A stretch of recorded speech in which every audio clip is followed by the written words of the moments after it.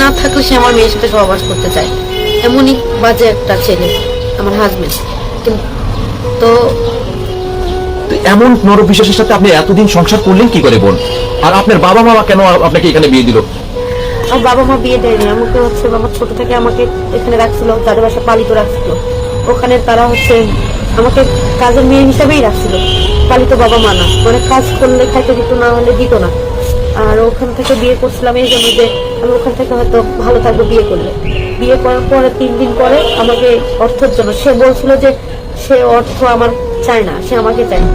কিন্তু বিয়ে হওয়ার পরে তার 3 দিন পর থেকে আমার সঙ্গে নির্যাতন চলে।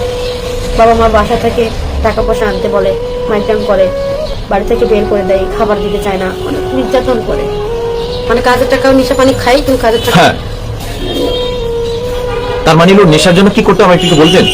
নেশার জন্য সে মানে রুমের মধ্যে লোক নিয়ে আসতো, অন্য লোক নিয়ে আসতো, নিয়ে এসে আমার আমার মানে যাকে বলে খারাপ কাজ করতে, ওইটার জন্য লোক রুমে নিয়ে আসতো। নেশার পরে আমাকে বলতো খারাপ কাজ করাতে, কিন্তু আমি এটা রাজি হইনি। তখন রাজি হইতাম না, তখন মায়ের পিট করতাম।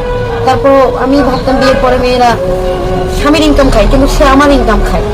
তার ইনকাম খায়। আমি অনেক চেষ্টা করছি তাকে টাকা পয়সা, আমি কাজ করলে তাকে আমি বেতনের টাকাটা আনে উঠাই দিই, কিন্তু তবু সে আমাকে কখনো সাপোর্ট করেনি। কিন্তু তারপরে সে আমার মেয়ের কাছে টাকা না দিলে আমার শরীর অসুস্থ থাকে, খারাপ থাকে, একটা রাত তার সঙ্গে সহবাস না করলে সে আমার মেয়ের কাছে থাকতে চায়। আমার মেয়ের কাছে থাকতে চায়, তবু আমি আমি খুব খারাপ থাকলেও সে আমার মেয়ের কাছে থাকতে চায়।